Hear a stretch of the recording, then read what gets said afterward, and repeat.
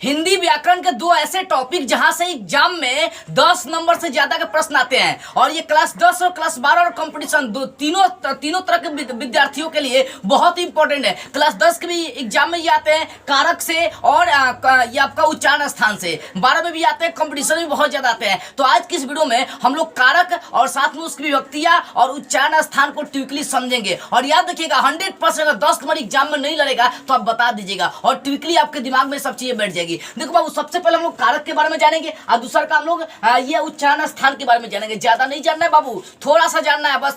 देखो कारक जो होते हैं वो 8 प्रकार के होते हैं। कई बार एग्जाम में पूछ भी दिया है कारक कितने प्रकार के होते हैं, 8 प्रकार के। कौन आप पढ़े भी होंगे, कर्ता, कर्म, करण, संप्रदान, अपादान, संबंध, अधिकरण, संबोधन। ठीक है ना। इसका चिन्ह होता है कर्ता ने कर्म को करण से संप्रदान के लिए, अपदान से अपदान से संबंध काके की अधिकरण में पर और संबोधन हे अरे हो, ये सब होता है। ठीक है ना। यहाँ पर मेन चीज क्या है, कैसे एग्जाम में प्रश्न करता है कारक से। देखो कारक 8 प्रकार के देख सकते हैं और 8 का चिन्ह भी देखना आपको।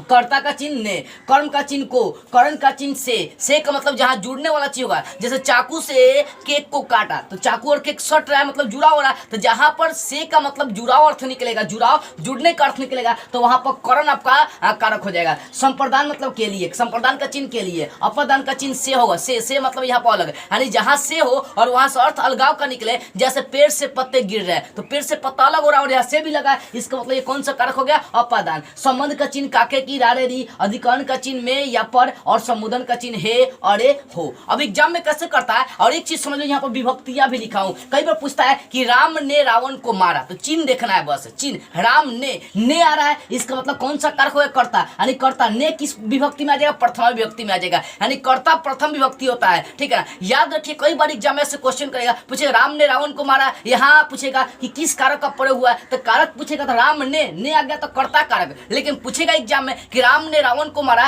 किस विभक्ति का प्रयोग किया गया, तो ने राम ने, इसका मतलब कौन सा विभक्ति, प्रथमा विभक्ति। ठीक है ना।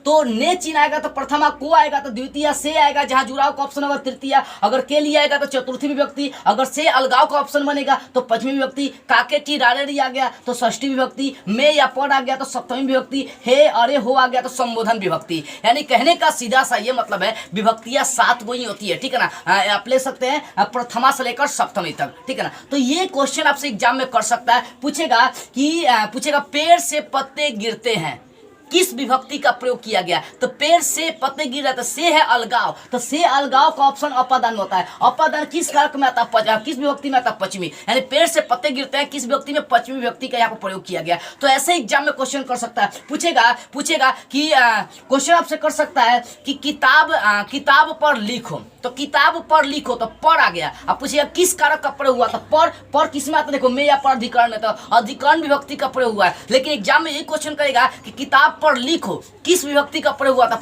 पर यहाँ पर है तो किस विभक्ति है, सप्तमी विभक्ति। तो इस प्रकार से आपके एग्जाम में क्वेश्चन करेगा। तो कुछ नहीं करना, चिन्ह याद करना बस। कर्ता ने कर्म को करण से संप्रदान के लिए, अपदान से संबंध काके की रारे अधिकरण में पर संबोधन हे अरे हो। जैसे बोलो हे राम मुझे धन दो, हे राम मुझे धन दो, तो हे संबोधन वर्ड हो गया ना। इस कारण से इसमें किस कारक का प्रयोग हुआ, संबोधन, और किस विभक्ति का प्रयोग हुआ तो संबोधन विभक्ति का। ठीक है ना। तो इसमें कारक और संबोधन दोनों अंत में सेम ही होता है। ठीक है। जैसे बोले अरे तुम खच्चर हो, तो अरे वर्ड भी एक संबोधन का वर्ड हो गया। ठीक है ना। तो अरे भी आएगा तो भी बोलेंगे किस कारक का, संबोधन का, किस व्यक्ति का, संबोधन का। तो इस तरह से आपके एग्जाम में क्वेश्चन कर सकते हैं। जैसे मान लो पेड़ से अंगूर गिरते हैं, चाहे पेड़ से आम गिरते हैं, तो पेड़ से वर्ड है, चिन्ह यहाँ पर से है, तो से अलगाव का कान बना। पेड़ से आम गिरते हैं तो से अलगाव का कान बना है, तो जहां से अलगाव का कान बनेगा वो अपादान। लेकिन अगर ये बोलेगा कि मेज से कलम गिरी, मेज से कलम गिरी, तो यह देखिए यहाँ भी से है, लेकिन यहाँ भी अलगाव का ऑप्शन आ रहा है, कलम अलग हो रहा है मेज से, यानी यहाँ भी अपादान हो जाएगा। ठीक है ना। लेकिन अगर यही बोलूं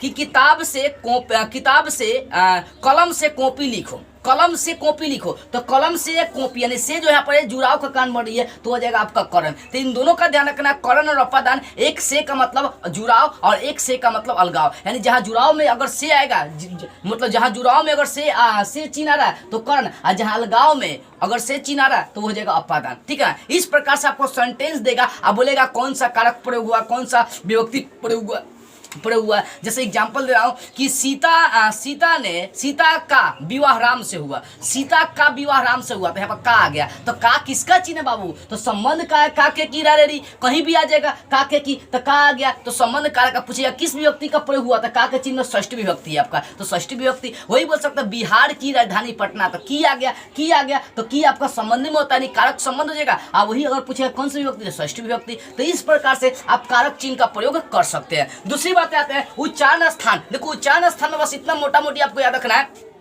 कि अगर क ख ग से य तक क ख ग क ख ग घ घ ङ, ये इनका उच्चारण क ख ग का उच्चारण कंठ से होता है, च छ ज का उच्चारण तालु से होता है, और त थ द ध का उच्चारण मूर्धा से होता है। लेकिन उसके बाद में जो त थ द होता है इसका उच्चारण दंत से होता है। एंड देखो कई बार एग्जाम में बच्चे को तो समझ में नहीं आता है कि सर इस ट में और इस ट में क्या अंतर है। बाबू इन दोनों में थोड़ा सा अंतर पड़ता है कि इसको मूर्धा से बोलते हैं और इसको दांत से बोलते हैं, यानी इसको बोलेंगे ट ठ, इसमें दांत नहीं फेंकना चाहिए, लेकिन इसमें दांत है ट त थ द, इसमें दांत फेंकेगा। यानी हई तथा का उच्चारण हम लोग मूर्धा से करेंगे, लेकिन इस तथा का उच्चारण किसे दंत से करेंगे। आप पफवा का जो उच्चारण होता है वो ओठ से होता है, प फ ब ओठ से होता है। तो इतने याद रखना बस, क ख का उच्चारण स्थान, च छ ज का उच्चारण स्थान, ट ठ ड का उच्चारण स्थान, त थ द का उच्चारण स्थान, आप पफवा का उच्चारण स्थान, यही एग्जाम में बार बार करेगा, ठीक है ना। तो क्या क ख का उच्चारण स्थान कंठ, च छ ज का उच्चारण स्थान तालु, उसके बाद बोल सकते हैं त थ द का उच्चारण स्थान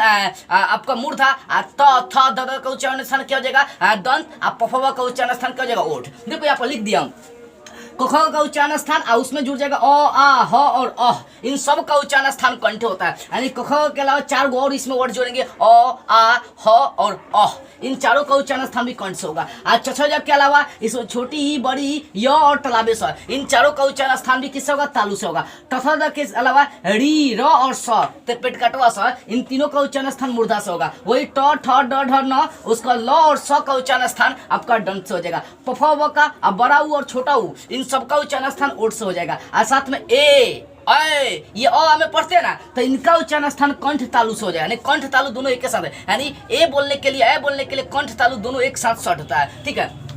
तो बस यही आपको याद रखना, मोटा मोटी इसमें आपको उच्चारण स्थान में याद रखना है कि क ख का उच्चारण स्थान कंठ से, च छ ज का उच्चारण स्थान तालु से, और ट ठ ड का उच्चारण स्थान मूर्धा से, त थ द का उच्चारण स्थान दंत से, और प फ व का उच्चारण स्थान ओठ से। इतना याद रखेंगे एग्जाम में आपका लड़ जाएगा। और हाँ 10 नंबर तो 100% गारंटी ठोकर बोलते हैं कि यहाँ से लड़ेगा, ठीक है ना। यानी दो टॉपिक है क्लास 10 क्लास 12 कंपटीशन वाले बच्चों के लिए, कारक और दूसरा का उच्चारण स्थान। ये दोनों को अगर बढ़िया से आप इस वीडियो को देखकर समझ लेते हैं तो गारंटी ठोकते हैं कि 10 नंबर किसी का बाप नहीं रुकने वाला है। इस वीडियो को सभी बच्चों के पास शेयर करिए ताकि सारे बच्चों को पता चल सके कि कारक और विभक्ति से कैसे क्वेश्चन आता है, और कैसे एक ही को वीडियो में देखकर दिमाग में बैठ जाओ और कोई पढ़ने की आवश्यकता नहीं पे। इस वीडियो को सभी बच्चों के पास शेयर करिए। यदि आप मुझसे इंपॉर्टेंट प्रश्नों का नोट लेना चाहते हैं, मुझसे कुछ पूछना चाहते हैं, मुझसे बातें करना चाहते हैं, या किसी अन्य टॉपिक पर वीडियो बनाना चाहते हैं, तो स्क्रीन पर व्हाट्सअप नंबर है, यहाँ से संपर्क कर सकते हैं। लेकिन ध्यान इस बात करें कि आपको कॉल नहीं करना, ओनली व्हाट्सअप पर मैसेज करना है। जय हिंद।